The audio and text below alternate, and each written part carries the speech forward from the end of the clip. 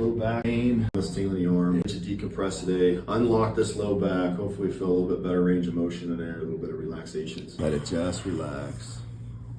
Ah! There you go. Shit. Should have felt some good decompression down low there. Shit.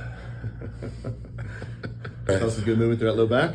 Yeah, man. Good. I feel it coming up. Take a little walk, see what you're feeling there. Just go to, Yeah? yeah, man. Much looser down low?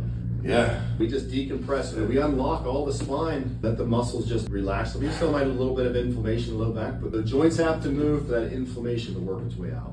Feel it.